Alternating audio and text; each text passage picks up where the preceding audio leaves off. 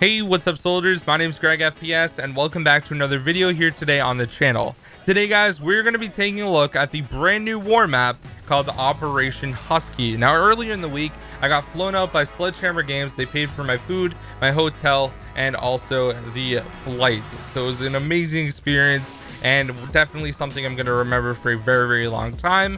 Now before we get into it, I just want to let you guys know tomorrow I'm going to have two videos that I'm uploading. The first one is going to be the multiplayer map called V2, and then later on at 6 p.m. Eastern time I get to upload a little bit of the Shadowed Throne for you guys as well. So tomorrow make sure you guys stay tuned to the channel for a couple really awesome videos. So today I wanted to talk all about Operation Husky and kind of let you guys know all the objectives. So I'm gonna read it exactly how the Call of Duty decided to write each of them, and I'm gonna show you guys exact gameplay while I'm talking about it, and then we're gonna go into a little bit more detail with the map and my thoughts of it. So let's get right into it. Alright guys, so the first objective is to retrieve the intel, and as Operation Husky opens, you and your fellow soldiers will need to collect 3 key pieces of intel under the cover of night. 2 of these are located on the upper levels of an access controlled building, while 1 is in the garage below. Allied forces have access to a finite number of Molotov cocktails that can be used to push into the defended areas, while Axis fighters have a limited number of tripwires that can set up to ambush incoming soldiers. Let me just tell you one thing guys, those tripwires are so annoying. All right, now let's get into objective number 2, transmit the intel. Once the allies have secured 3 pieces of intel, they must push forward and take control of a nearby Axis-held radio station to transmit the information back to headquarters. This multi-level building is fortified with a machine gun nest along with 2 buildable walls. It's a tough spot to defend, but can also be a hard location to capture. So this is exactly like Hardpoint, honestly. Alright guys, and the final objective is my absolute favorite objective in any of the war maps, and this one is Take to the Skies.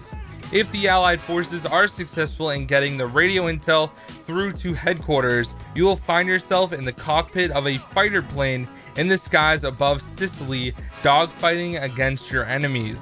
Take down the enemy fighters to defend the bombers and achieve victory as the Allies, or wipe out the opposing fighters so that you can take down the bombing run and successfully win on the Axis side. So guys, those are the 3 objectives. Now let's actually talk about my opinions of this map. Alright guys, so first of all, it takes place in Sicily. Now, there are buildings burning outside the map, and overall the atmosphere of the map looks awesome. Design-wise, there's cobblestone everywhere, and it does feel like you are actually in Sicily, which is a great thing to have because the atmosphere really sets the tone for the war map. Now, the first thing you need to do is retrieve the intel, and it's essentially capture the flag, because once you grab a piece of intel, if you're running towards the base that you have to bring it, you have to bring it back to your side. It's kind of exactly like capture the flag.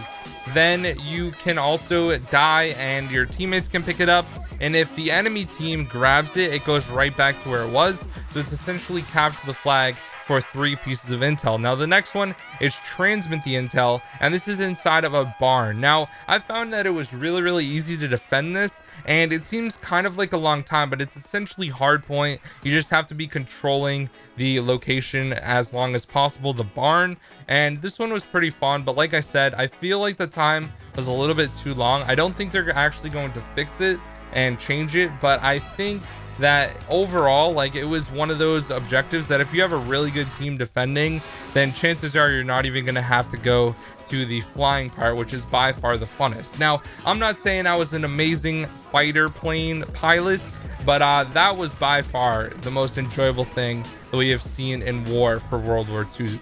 It was just so fun. I had a blast, and once the other team runs out of fighter planes, then you win, and it's so fun. You can control them, you shoot down other planes, man. It's so cool. The only thing I didn't like was that it was kept in like a small location, so you couldn't really go too far out of it, and you know, you only last about 15 to 20 seconds per plane. So you do get an unlimited amount of planes as long as there are still planes available for your team. But once you run out, then it's over. So anyways, guys, that is my opinions of this war map. I think that this is the best DLC war map that we have gotten so far.